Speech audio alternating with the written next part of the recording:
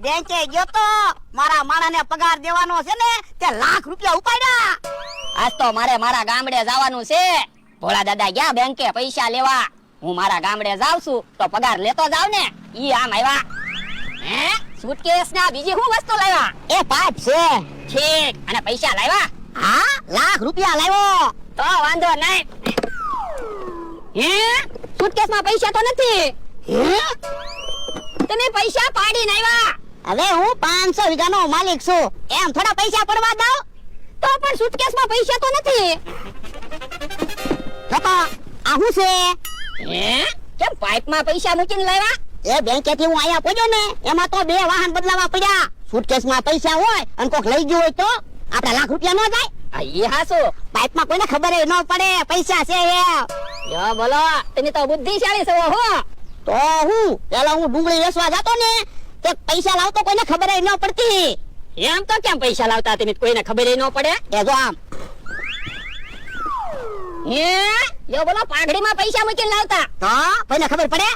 ના તો કોઈને ખબર ન પડે કે તમારી પાસે કેટલા પૈસા છે. તો હું આ તો હવે મને પગાર તો આપો. ઉભો રે, હિસાબ નથી કરવો. અલે 10,000 રાખ.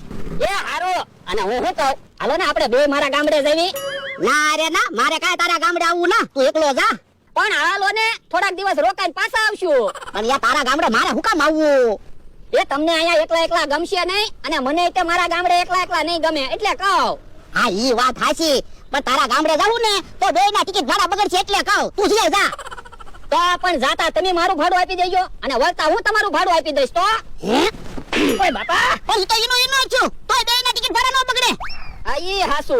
તો પછી મને એક વિચાર આવ્યો, એક જણાનું જ ભાડું આપવું પડે તોય આપણે બે મારા ગામડે જઈને પાછા આવી આવી. બોલો. હે એમ તો કેમ એક ભાડામાં તારા ગામડે જઈને પાછા આવી આવી? ઉભા રહ્યો. પણ હું લેવા જાય તો કે યો બોલો, હું લેવા જો છે કાઈ કીધું નહીં, અને એક ભાડામાં એના ગામડે જઈને કેમ પાછા આવશું? એ તમે આ થેલામાં બેસી જાઓ, પછી હું વાહનમાં કહી દઈશ આમાં મારી વસ્તુ છે. તે વાહન વાળા કઈ વસ્તુનું ભાડું થોડા લેશે, મારું એકનું જ ભાડું લેશે ને. ના રે ના, તે કોકને કહી દીધું હોય કે ભોળા દાદા ભાડું બસાવા થેલામાં હંતાઈ જતા તો કોક મારા દાંત નો કાઢે. પણ હું તમને થેલામાં હંતાવાનું કહું તો થોડો હું કોઈને કહું? આ તો આજ કોલ તું કોઈને નહીં કે.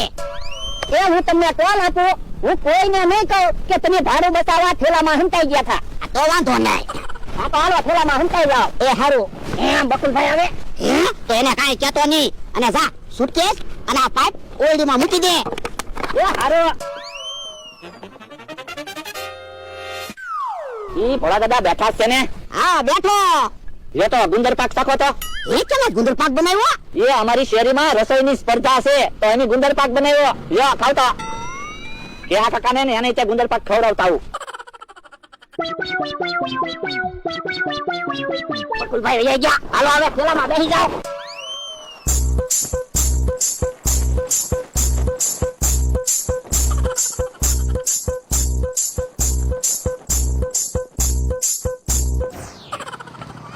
હવે કાઈ બોલતા નહીં, આમ ઈકો આવે.